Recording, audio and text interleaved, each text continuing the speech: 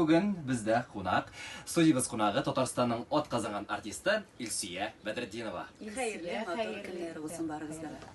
Илсия, интернет кеңлекләрендә һәр вакыт син дип сөйләшергә өйрәнсәләр дә, интервью алганда сез дип сөйләшергә кирәк булса да, без дә син дип сөйләшик әле. Әлбәттә, без күптәнге танышлар, бер гаилә булып матур еллар эшләгән кешеләр, син дип сөйләшик, гадыйрәк булыр.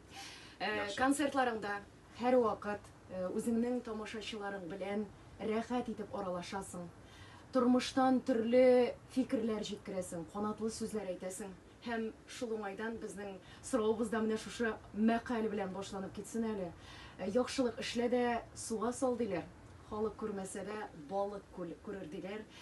Синең дә халыкка җиткермәгән, тик шулай да кылган яхшы изге гамәлләрең бик күп. Бу инде әлбәттә махсус хәрби операция белән бәйле. Иде шулар турында. Сөйләргә яратмасаң да, сөйлик әле.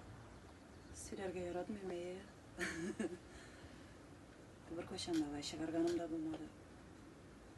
Хәзер дә бик алай тигеп, менә шулай әйтәм, шул дип сөйләп утырасы килми, мин моны минем мактасыннар өчен эшләмим. Мин моны күңел кушкан буенча эшлим.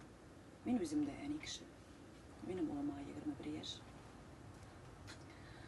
Югары уку йортында укый бүгенге көндә һәм мин дә уйлыйм, бүген иртәгә, мәсәлән, уку бетә, 2 елдан уку бетә, аннан соң нишләрмен икән дип һәм үземне балаларын озаткан әниләр урынына куям да ярдәм итәсе килә. Әнә шундый әниләр белән аралашып торасыңмы? Аралашып торабыз. Безнең бик якыннан аралаша торган бер гаиләбез бар, ул Балык Бистәсе районыннан. Марат исемле җегет, мин алай теге бәлки фамилиялары белән әйтергә кирәк тә түгелдер, чөнки ул җегет бик алай үзе дә яратып үтерми чыгарганны. Ләкин менә шушы исемен әйтәм, Маратка карап мин әйтә алам, дөнья йөзендә чынлап та батыр татар егетләре бар. Чын ир егетләр. Ул Марат белән син концертыңда таныштыңмы? Сөйлә әле. Ул шундый матур күренеш булды. Марат ул вакытта киткән вакыты һәм минем концертлар көнне әйтә инде бу минем әнинең иң яраткан җырчысы сез ди, яза бу. Бер бәләкәй генә бүләк ясыйсы килгән иде. Сез ди әнине апам белән чакырып ди, мин ди билет алам, сезнең залга килеп, миннән ди сәлам җиткерсәгез ди, аның күңеле булыр иде. Аннан соң бер мәлне тотынды язырга, әни ди әйтә, ничек инде мин улым концерт кайгысы түгел бит әле монда. Мин күңелем андый түгел, китек вакыты мин концертка йөрмим инде. Монда Марат, алып килегез инде. Әз генә фикере башка якка юнәлеп торсын, алып килегез инде, әнине алып килегез. Шалтыратып әнисенә апасы белән көчкә алып килеп. Маратның шулай килеп чыкты, ул үзе кайталды.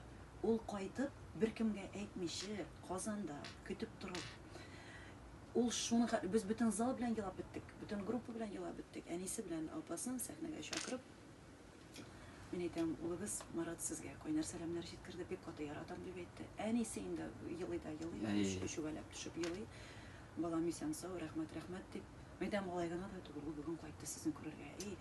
Ике менә шундый зур чәчкәләр күтәреп, чәчкә букетлары белән апасына, әнисенә бүләк итеп үлешеп беткән икән. Бу шундый матур күренеш булды. Менә бу ул яктан да үрнәк бу Марат. Төрле яклап. Без аның белән хәбәрләшкәндә, әле менә күптән түгел, хәзер бик каты яраланып госпитальләрдә ятты. Бөтен аяклары шәрдәкләнеп бетте. Марат, мин әйтәм, бәлки әзгенә түгәрәкләнергә вакыттыр. Бәлки баласы үсеп килә. Әйдәм әйтәм, матурым, кайт түгәрәкләнергә кирәк. Беләсезме, менә ират сүзе, Илсәпа, ничек инде мондай сүз әйтә аласыз? Анда минекеләр калды.